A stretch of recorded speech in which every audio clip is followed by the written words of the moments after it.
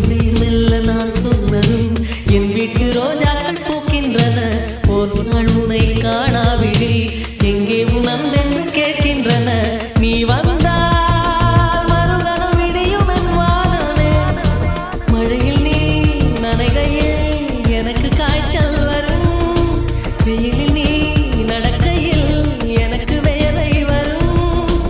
உடல்கள் ரெண்டு உணர்வுகள் ஒன்று. ரோஜா ரோஜா ரோஜா ரோஜா ரோஜா